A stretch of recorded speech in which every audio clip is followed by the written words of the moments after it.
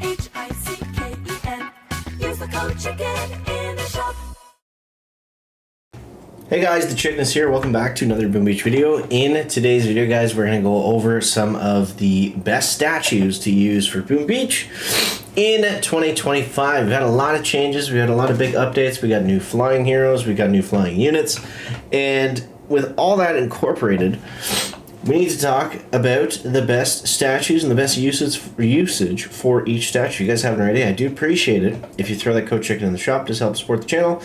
And also, if you want to see more Boom Beach, make sure you subscribe. We post a Boom Beach video each and every single day. So statues. So statues depend on a couple different things, but for the most part, there are some that are just out and about better than the other ones. So if we look at the different types of statues that you can get, there's green statues, there's ice statues, there's there's ice statues, which are defense statues, there's magma statues, which are offensive statues, and there's purple, which is either power stone chance, resource reward, or gunboat energy. And then there's the production statues. Now, before we even get into this, we can go right off and say that the green statues are not worth running. Typically, you'll see them on a very low level basis. I have pretty low victory points right now.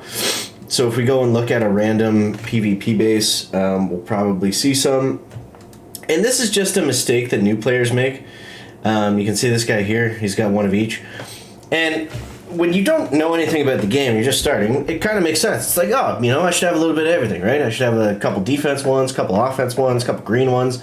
And the answer to that is no, you shouldn't. It's not the best way to really opt. That's funny. That's exactly what this guy did. He's got little green, little red, and it's pointless because what it makes you do is you're kind of the jack of all trades and you're the master of nothing. And in Boom Beach, if you're not able to attack a lot and clear bases, your base is going to get destroyed no matter what you do.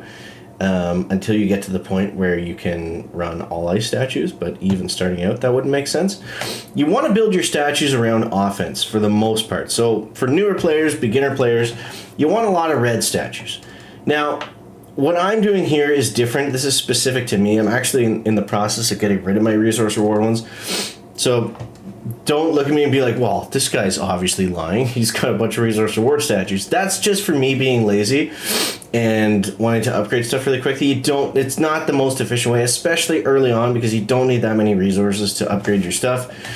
And honestly, all it does is just hinders you from being able to attack more and get even more resources. So if you really want, you can put one down. You don't need two. You can have a resource reward masterpiece if you really, really want to, but it's not necessary. So for starting out, offense is the way that you want to go. You want to get all of your offensive statues lined up. And the reason for that is, like I said, you're going to lose on defense anyways, so there's no sense of running defensive statues. The green statues don't produce enough to yield anything noticeable. If they changed that and made them, you know, produce crazy amounts, then maybe, but for now, they don't. So it doesn't make sense. You don't have anything yet. You don't have a base to defend, so there's no point of running ice statues.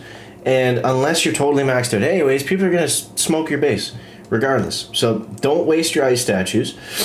Having some gunboat energy is definitely a good idea. You can probably go with 1 to 3 to start.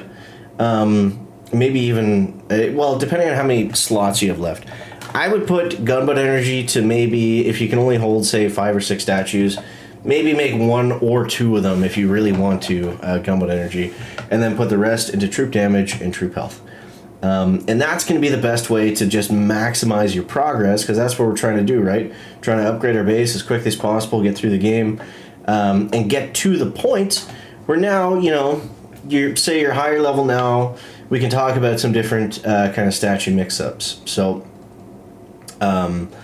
say you're at, like, I don't know, 1,300, 1,400 victory points, and you know, you're clearing your map every day with relative ease, and you don't need that many offensive statues.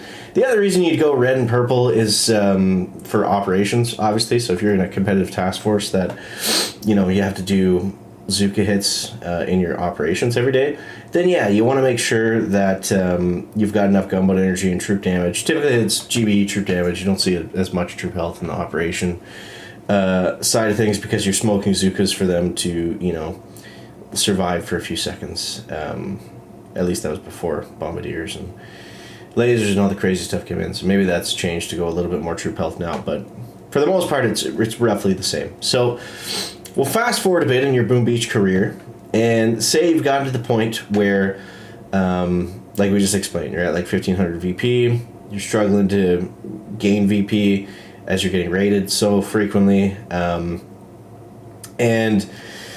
it still doesn't make sense to put down a little bit of ice, because that's still not really going to help you. I mean, you guys know.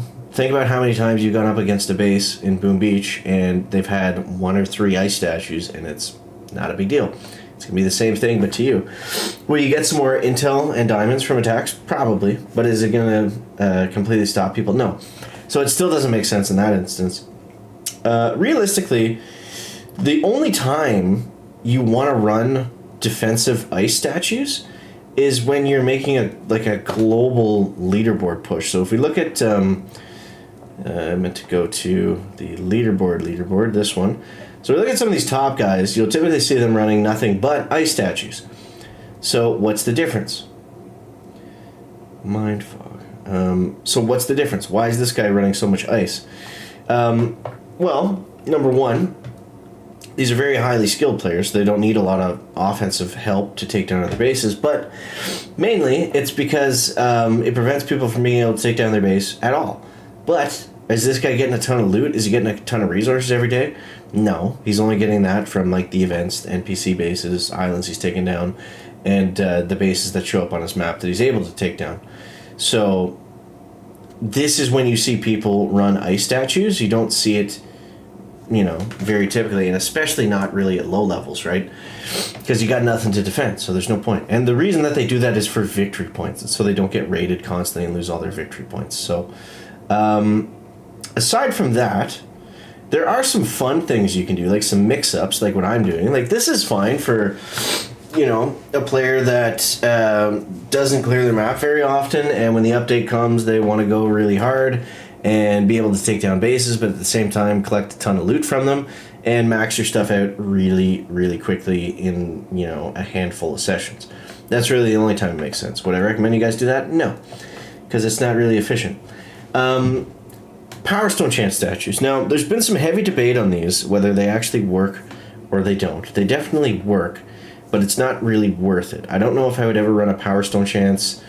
You know, it's just easier just to not boost. Like, if you're in a task force that requires you to boost for every op hit every day, you know, maybe switch a different account to go in there, or, you know, the only way you're going to get up stones is if you're not constantly boosting all the time. So, yeah. And I mean, you can do mini boosts, you can do double dips. There's ways around that. Double dip is hitting the op at the same time, or on the same boost rather, right as it's about to close. So, yeah, that's, I think that's basically it. You used to see a lot more operation stuff, like back in the day, where there would be guys doing, like, they'd have heavy GBE lineups or heavy troop damage lineups for specific hits. Like if there was a short core rush that just needed a ton of damage, you could do that. Or if there was a really long rush or whatever reason, you need a lot of GBE, you could do that the opposite way. So it's a little bit subjective. It's a little bit depends on personal preference, but also not really. You want to go offense for the most part, especially early on. So I hope that helps you guys out, get off on the right foot, because the more new players that come into the game and do the right things and have fun, the better for the game itself. So I hope you guys enjoy the video. Let me know what you think. And some of the vets that are watching this, I know this video wasn't for you today, but throw some good tips and stuff down below and help out the noobs, because we need the noobs. We want them to have fun, and it's a fun game. So everyone should get off on the right foot. So I hope that helps you guys out. Appreciate you guys. Thanks for watching, and we'll catch you next one. Chicken out. Back.